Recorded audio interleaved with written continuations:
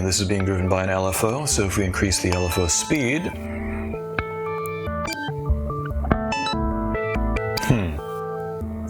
then you increase the speed of the Euclidean sequencer.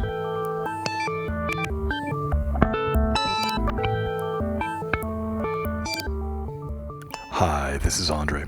The Beebo's version 627 firmware contains 148 individual modules. Focusing strictly on the Loopler module, as we tend to on this channel, is not necessarily a bad idea, considering how deep its functionality is. But using the Beebo means that there are automatically scores of different modules available to work with Loopler in countless ways, either by processing audio or by manipulating different control parameters. In this video, we're going to look at modulating the Loopler playback speed in two different ways. The first is using a Euclidean sequencer to shift loop playback to different fixed octave ranges, which in this case means switching between regular speed, half speed, and double speed. We're also going to look at modulating the loop playback speed with a random LFO in a way that moves the pitch of the loop into microtonal territory. Both the Euclidean sequencer and the random LFO can be run separately or at the same time together, and by adjusting the parameters of each one, there are all kinds of possibilities for shifting intonation into both consonant and dissonant areas. We'll also look at overdubbing new audio into the loop while this pitch modulation is happening, including a glance at a relatively obscure looping technique that's been a favorite of guitar iconoclast Henry Kaiser for several decades. As always, thank you very much for tuning in. Okay, let's mute the stereo stuff. So this is just loop O. Let's look at some of this craziness here. So most of this is hooked up to a Euclidean sequencer.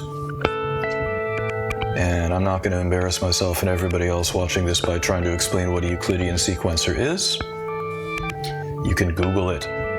But we have the Euclidean sequencer set up so that it adjusts different pitches, different speeds.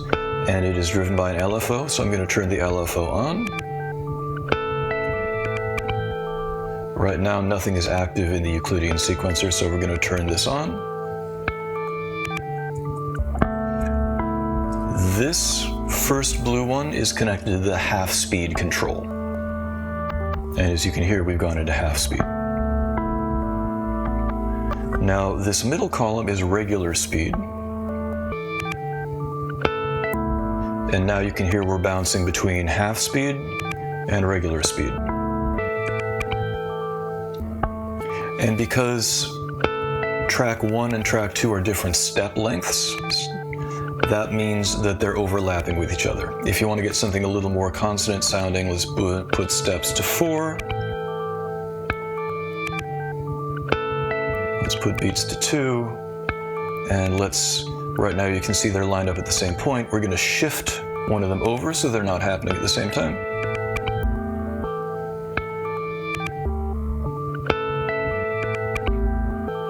And let's have the beats be the same on each one. Oh, wrong column, Andre.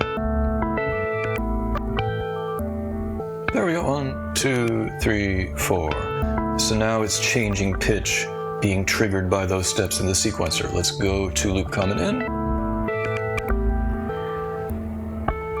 There we go. I like that. Now, if we change the sequencer settings, then the stuff is going to start phasing. So let's increase the number of steps in the regular speed 1 to 5.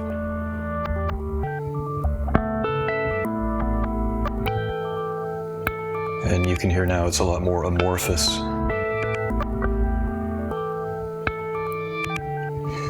This column, the third column, is for double speed, an octave up. There it is. And again, you can see that some of these are lined up together, so I'm going to shift the yellow track, track 3, so that they're not overlapping in the same way. So now, this column's commands are triggering the half-speed function. The middle column's commands are regular speed, and yellow is full speed. And let's lower the number of steps. Let's have them all be 4 steps. And let's have them all be 1 beat. This is if you want something a little more regular. And again, you can see right now everything is lined up. Well, half speed and double speed is not lined up, but regular speed and double speed is. So 1 beat for double speed, and now we're going to move this out of alignment, which just means they're not going to be falling on the same spots. There we go.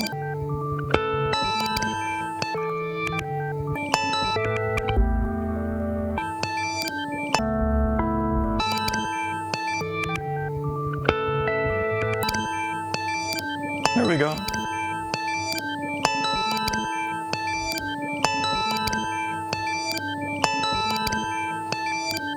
Not sure where our other speeds went. Did I cover them up?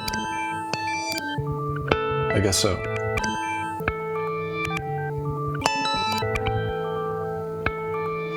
I'm gonna change these values so they're not on each other's toes quite so much. Come on. That's right, Andre. You have to do the right control in the right column. Imagine that.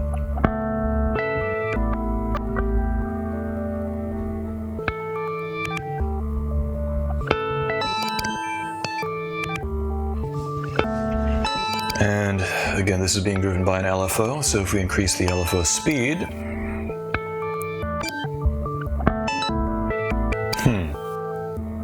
then you increase the speed of the Euclidean sequencer.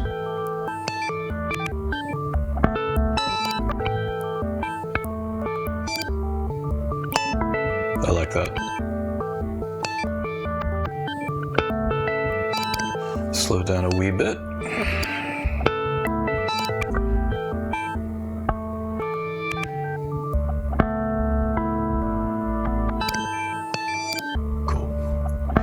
I'm going to turn the LFO off for right now,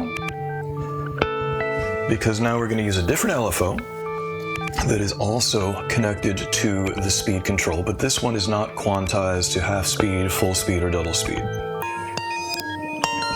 This is a random LFO shape.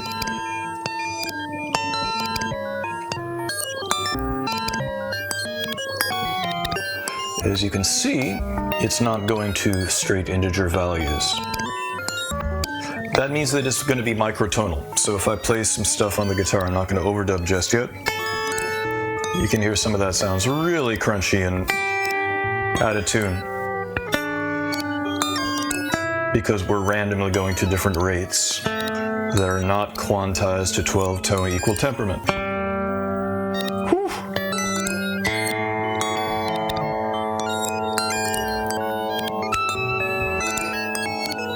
Now, let's do this.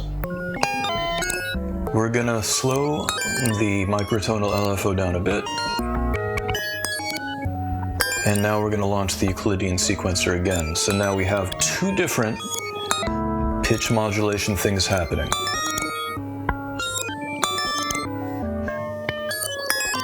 We have the Euclidean sequencer, which is quantized to octaves. So half speed, regular speed, double speed.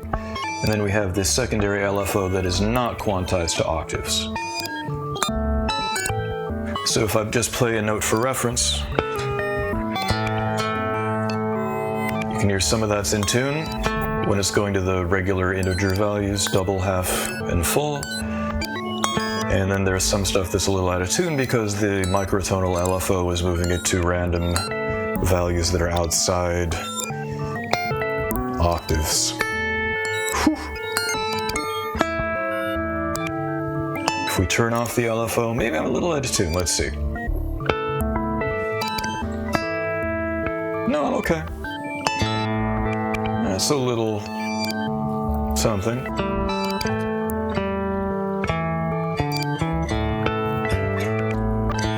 And then if we bring the microtonal LFO back in, there we go. Let's do this. Let's go back to the Euclidean sequencer and let's just have it doing regular speed. And let's have it be pretty regular. Let's have it be 8 steps. Let's have it be 4 beats.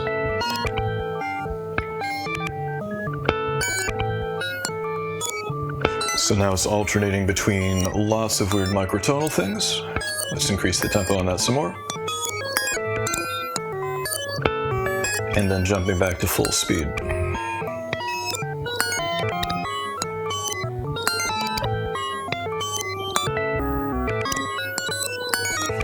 And let's add some more beats. What happens if we do 8 beats in 8 steps? Yeah, so the microtonal stuff is peeking through into gaps between each separate beat. If we speed up the Euclidean sequencer, that will be less apparent.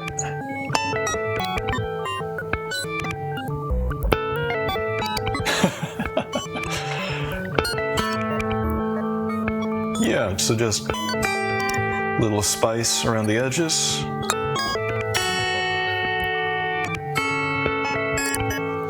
If we slow that way the heck down,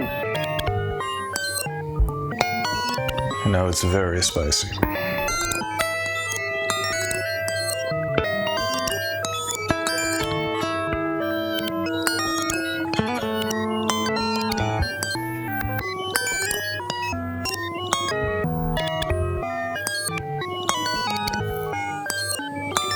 And let's turn off the microtonal stuff. Oh, turned off the wrong LFO. Microtonal LFO is off. Let's turn the Euclidean sequencer LFO on. And now, let's bring in those other steps. Let's have 3 beats, 19 steps. Let's lower that up to something a little less ridiculous. And let's have that be odd as well.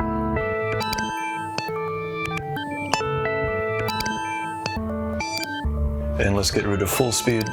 So this is just half and double.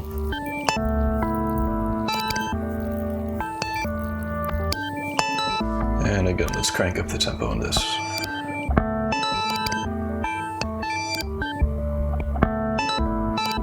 Let's try overdubbing. While this silliness is going on.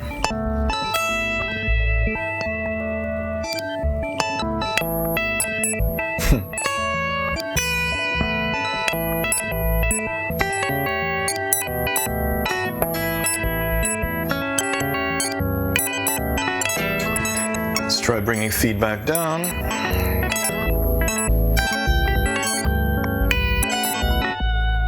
There we go. This is a Henry Kaiser technique. 0 feedback plus pitch modulation. So I'm stealing this directly from Mr. Kaiser. Thanks, Henry. Let's bring feedback up a little bit. And let's slow the LFO down.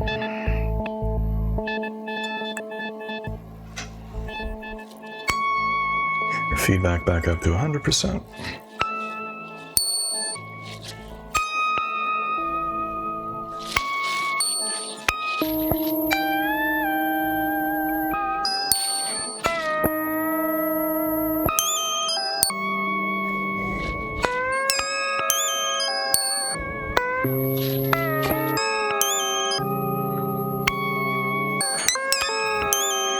All right.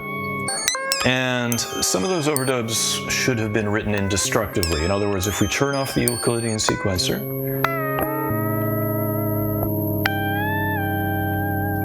and close overdub,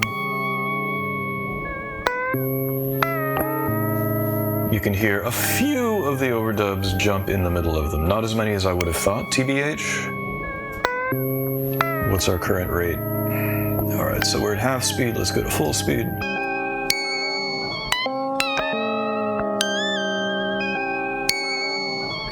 Go to double speed.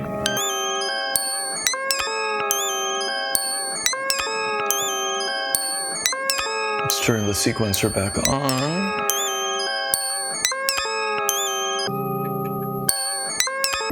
And let's overdub a little more. Oh, now we're in stereo. Okay.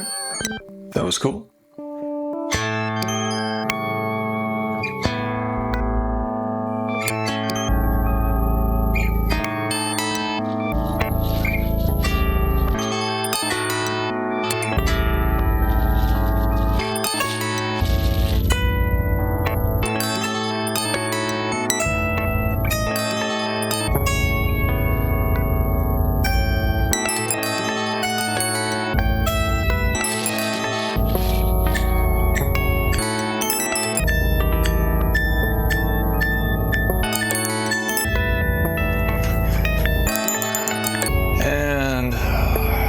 Let's go microtonal one more time.